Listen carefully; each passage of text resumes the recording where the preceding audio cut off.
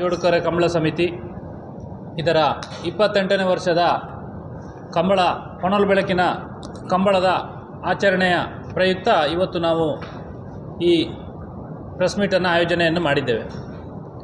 ಈ ವರ್ಷ ನಮ್ಮ ಕಂಬಳವನ್ನು ಅತ್ಯಂತ ವಿಜೃಂಭಣೆಯಿಂದ ನಡೆಸಬೇಕು ಅನ್ನೋ ಒಂದು ದೃಷ್ಟಿಯನ್ನು ಇಟ್ಕೊಂಡು ನಾವು ಹಲವಾರು ಗಣ್ಯರನ್ನು ಈ ಕಂಬಳಕ್ಕೆ ಆಹ್ವಾನವನ್ನು ಮಾಡಿ ಮತ್ತು ಈ ಕಂಬಳದಲ್ಲಿ ಅವರು ಪಾಲ್ಗೊಳ್ಳುವಂತೆ ಮಾಡುವಂತೆ ಅವರನ್ನು ಮನವಿ ಮಾಡಿಕೊಂಡಿದ್ದೇವೆ. ಮತ್ತು ಇಡೀ 26-27 ಕಂಬಳಗಳಲ್ಲಿ ನಮ್ಮ ಸೂರ್ಯಚಂದ್ರ ಜೋಡುಕೆರೆ ಕಂಬಳದಲ್ಲಿ ನೀವು ಗಮನಿಸಿದರೆ ಇಲ್ಲಿ ಪ್ರಕೃತಿಯ ಮಧ್ಯದಲ್ಲಿ ಸುತ್ತಲಿನ ಕುದುರೆಮುಖದ ಬೆಟ್ಟದ ನಡುವಿನಲ್ಲಿ ಈ ಕಂಬಳ ಆಯೋಜನೆಗೊಳ್ತಾ ಇದೆ.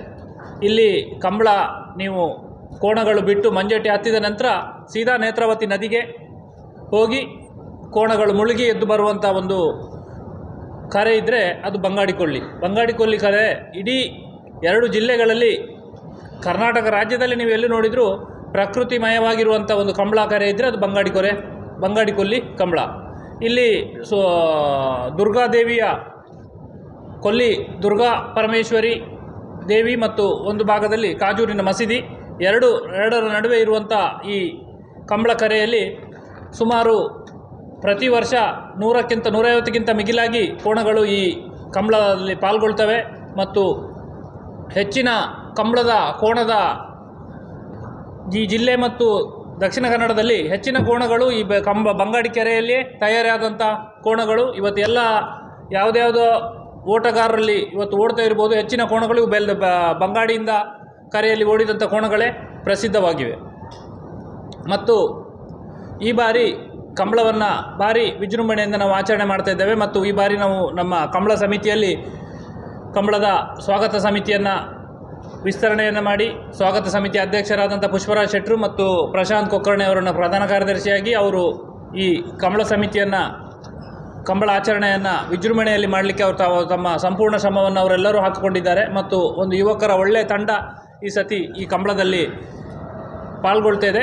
ಬೆಳ್ತಂಗಡಿ ತಾಲೂಕಿನಲ್ಲಿ ಇವತ್ತು ಈ ಕಂಬಳ ಅತ್ಯಂತ ಪ್ರಸಿದ್ಧಿಯಾಗಿ ಹೊಂಬರಲಿಕ್ಕೆ ಕಾರಣವಾಗಲಿದೆ ಅಂತ ಹೇಳಲಿಕ್ಕೆ ಇಚ್ಛೆ ಪಡ್ತೇನೆ. ಮಾಡುವಂಥ ಒಂದು ಆಯೋಜನೆ ಮಾಡಿಕೊಂಡಿದ್ದೇವೆ. ಕಂಬಳ ಓಣಗಳಿಗೆ ಒಂದು ದಾಖಲೆಯನ್ನು ನಿರ್ಮಿಸುವಂಥ ಒಂದು ಕರೆ ನಿರ್ಮಾಣ ಆಗಿದೆ. ಇಷ್ಟು ಕಂಬಳದಲ್ಲಿ ಒಂದು ಬಂಗಾಡಿಯ ಟ್ರ್ಯಾಕ್ ಅಂತ ಹೇಳಿದರೆ ಒಳ್ಳೆಯ ಟ್ರ್ಯಾಕ್, ಅದು ಓಡುವವರಿಗೆ ಸಹ ಕೋಣಗಳಿಗೆ ಸಹ ಒಂದು ಒಳ್ಳೆಯ ಒಂದು ಟ್ರ್ಯಾಕ್ ಆಗಿದೆ. ಇದರಲ್ಲಿ ಓಡುವವನಿಗಾಗ್ಬೋದು ಕೋಣಗಳಿಗಾಗ್ಬೋದು ಎರಡಕ್ಕೂ ಪೆಟ್ಟಿಲ್ಲ ಅಂತ ಟ್ರ್ಯಾಕ್ ಇದು. ಎಷ್ಟೇ ಆಯಾಸವಾಗಿ ಓಡಿದರೂ ಸೀದಾ ಇಳಿಯುವಂಥದ್ದು ನೇತ್ರಾವತಿ ನದಿಗೆ. ಬೇರೆ ಕಡೆ ನೀವೆಲ್ಲ ನೋಡಿರ್ಬೋದು ಟ್ಯಾಂಕಿಗಳು ಅಥವಾ ನೀರಿನ ಶವರ್ನ ಮುಖಾಂತರ ವ್ಯವಸ್ಥೆ, ಅದರಲ್ಲಿ ನ್ಯಾಚುರಲ್ ಕೋಣಗಳು ಮುಳುಗಿ ಈಜಿ ಎದ್ದು ಬರುವಂಥ ವ್ಯವಸ್ಥೆ ಇಲ್ಲಿ ನಮ್ಮ ಬಂಗಾಡಿಕೊಲ್ಲಿಯಲ್ಲಿ ಉಂಟು. ಮತ್ತು ಇದರಲ್ಲಿ ನಮ್ಮ ವಿನಂತಿ ಏನು ಅಂತ ಹೇಳಿದರೆ ಬೆಳ್ತಂಗಡಿ ತಾಲೂಕಿನ ಸಮಸ್ತ ಜನರು ಈ ಕಂಬಳದಲ್ಲಿ ಪಾಲ್ಗೊಂಡು ಈ ಕಂಬಳದ ಜಾತ್ರೆಯನ್ನು ಯಶಸ್ವಿ ಮಾಡಿಕೊಡ್ಬೇಕು ಅಂತ ಪತ್ರಕರ್ತರ ಮುಖಾಂತರ ನಿಮ್ಮಲ್ಲಿ ನಾನು ಕೇಳ್ಕೊಳ್ತಾ ಇದ್ದಾರೆ. ಎಲ್ಲ ಧರ್ಮದವರು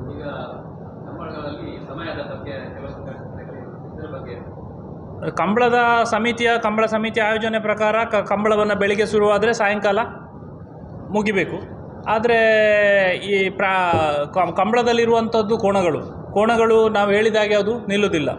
ಅದು ನಿಲ್ಲದೆ 2 ಕೋಣಗಳು 2 ಗಂತಿನಲ್ಲಿ 2 ಕೋಣಗಳು ಸಮವಾಗಿ ನಿಂತಾಗ ಮಾತ್ರ ಕೋಣಗಳನ್ನು ಬಿಡಲಿಕ್ಕೆ ಸಾಧ್ಯ. ಅದು ನಿಲ್ಲದಾಗ ಸ್ವಲ್ಪ ಸಮಯ ಹಿಂದೆ ಮುಂದೆ ತಗೊಳ್ತದೆ. ಆದರೂ ಸಮಿತಿ ಮತ್ತು ಬಿಡುವಂಥವರು ಮತ್ತು ಆಯೋಜಕರು ಕಂಬಳವನ್ನು ನಾವು ಒಂದು ದಿನದಲ್ಲಿ ಮುಗಿಸಬೇಕು ಅಂತ ಸರ್ವ ಪ್ರಯತ್ನವನ್ನು ಮಾಡ್ತೇವೆ. ಆಗದಿದ್ದರೆ ಕಂಬಳ ಮುಗಿಬೇಕಾದ್ರೆ ಮಾರ ದಿನಕ್ಕೆ ಅದು ಹೋಗ್ತದೆ. ಆದರೂ ನಾವು ಒಂದೇ ದಿನದಲ್ಲಿ ಮುಗಿಸಬೇಕು ಅನ್ನುವಂಥ ಸಂಪೂರ್ಣ ಪ್ರಯತ್ನ ನಮ್ಮದು. ಬೆಳಿಗ್ಗೆ ಆಗುವಾಗ ಕಂಬಳ ಮುಗಿಬೇಕು ಅನ್ನೋ ಒಂದು ಪ್ರಯತ್ನ. ಈ ಇನ್ವಿಟೇಷನಲ್ಲಿ ನೋಡಿರ್ಬೋದು ನೀವು, ಯುವಜನ ಮತ್ತು ಕ್ರೀಡಾ ಇಲಾಖೆಯ ಲೋಗೋವನ್ನು ಹಾಕಬೇಕು ಕಡ್ಡಾಯವಾಗಿ ಅಂತೇಳಿ ಆಗಿದೆ. ಅದನ್ನು ಹಾಕಿದ್ದೇವೆ. ಸರ್ಕಾರದಿಂದ ಬರುವಂಥ ಅನುದಾನ ಕಂಬಳ ಕಳೆದ ಮೇಲೆ ಕೊಡ್ತೇವೆ ಅಂತ ಹೇಳಿದ್ದಾರೆ. ಬಂದ ಮೇಲೆ ಬಂತು. ಸಿದ್ದರಾಮಯ್ಯ ಸರ್ಕಾರದಲ್ಲಿ ಮೊನ್ನೆ ಇದರಲ್ಲಿ ಮೀಟಿಂಗ್ ಮಾಡಿ ಅದನ್ನು ಕಂಬಳದ ದಕ್ಷಿಣ ಕನ್ನಡದ ಎಲ್ಲ BJP ಶಾಸಕರು ಆಗ್ಬೋದು, ಕಾಂಗ್ರೆಸ್ನ ಶಾಸಕರು ಆಗ್ಬೋದು ಕೊಡಬೇಕು ಅಂತ ಹೇಳುವಂಥ ಒಂದು ಒತ್ತಾಯವನ್ನು ಮಾಡಿದ್ದಾರೆ. ಹಾಗಾಗಿ ಅದು ಕಂಬಳ ಕಳೆದ ನಂತರ ಕೊಡ್ತೇವೆ ಅಂತ ಹೇಳಿದ್ದಾರೆ. ಈ ಹಿಂದೆ ನಮಗೆ ಕೊಡಲಿಲ್ಲ. ಬಂದಿದೆ ಅದೇನೋ 10 ಕಂಬಳಕ್ಕೆ ಅಂತೇಳಿ 10 ಕಂಬಳದವರಿಗೆ ಕೊಟ್ಟಿದ್ದಾರೆ. ಉಳಿದವ್ರಿಗೆ ಅದನ್ನು ಕಂಬಳ ಸಮಿತಿಯವರು ಎಲ್ರಿಗೂ ಹಂಚಿ ಕೊಡ್ತೇವೆ, ಇವತ್ತು ಕೊಡ್ತೇವೆ, ನಾಳೆ ಕೊಡ್ತೇವೆ ಅಂತ ಹೇಳಿದ್ದಾರೆ. ನಮಗೆ ಅಂತೂ ಬರಲಿಲ್ಲ ಇನ್ನು. ದಕ್ಷಿಣ ಕನ್ನಡ 27 ಕಂಬಳದಲ್ಲಿ 10 ಕಂಬಳಕ್ಕೆ ಕೊಟ್ಟಿದ್ದಾರೆ.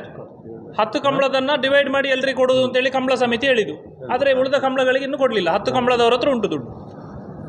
ಕಂಬಳಕ್ಕೆ ಖರ್ಚಿದ್ದು 30 ಲಕ್ಷ, ಸುಮಾರು 30 ಲಕ್ಷ. ಅಂದರೆ ಈಗ ಸತಿ ನಿಮ್ಗೆ ಗೊತ್ತಿರ್ಬೋದು, ಚಿನ್ನ ಬಹುಮಾನಗಳು ದುಬಾರಿ, ಚಿನ್ನದ ಇದು ಗಗನಕ್ಕೇರಿದೆ.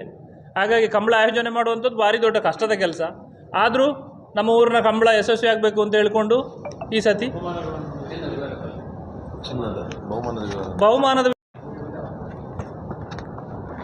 ಎಷ್ಟು ಇದು ಅಂತ ಬೇಕಾ ನಿಮಗೆ? ಒಟ್ಟಿಗೆ 7.5 ಪವನು ಬಹುಮಾನದ ವಿವರ.